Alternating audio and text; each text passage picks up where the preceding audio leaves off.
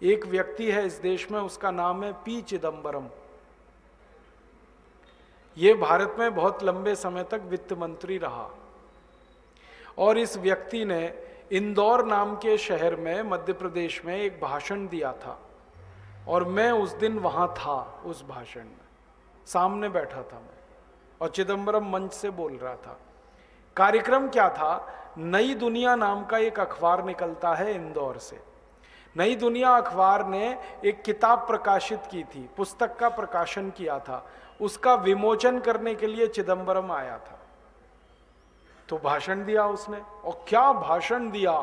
भारत हजारों साल से गरीब देश रहा है। यहीं से भाषण शुरू किया अंग्रेजी में। अच्छा था कि वो अंग्रेजी में बोल रहा था, ज्यादा लोग समझ नहीं रहे थे। हाँ, उसने शुरू किया, भारत हजारों साल से गरीब देश रहा, भारत हजारों साल से मुफलिसी का शिकार रहा, ऐसे ऐसे उसने कहना शुरू किया।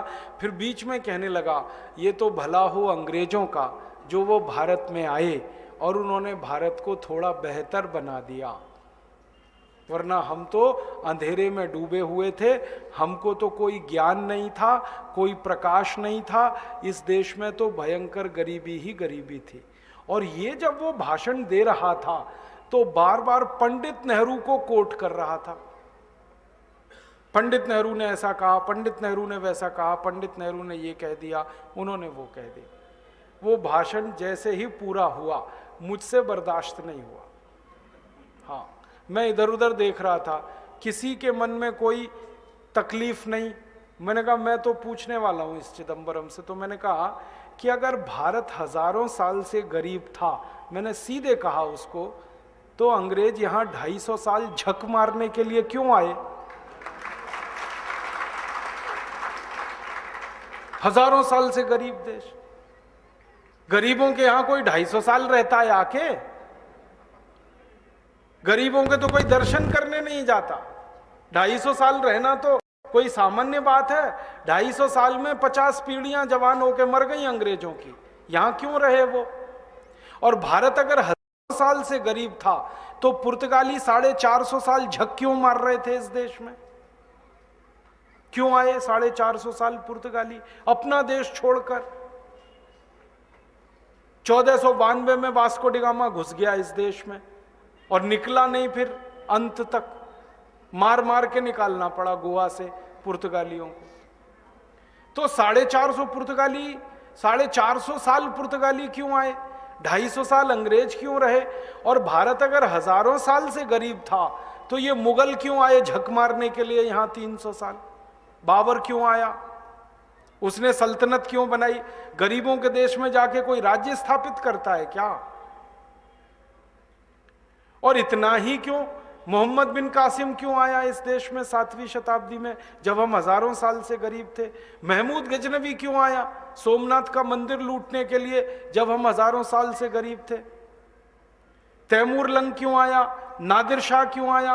अहमद शाह अब्दाली क्यों आया जब हजारों साल से हम गरीब ही थे? तो इनको तो कहीं अमीर देशों में जाना चाहिए था, वो सब यहां क्यों आए?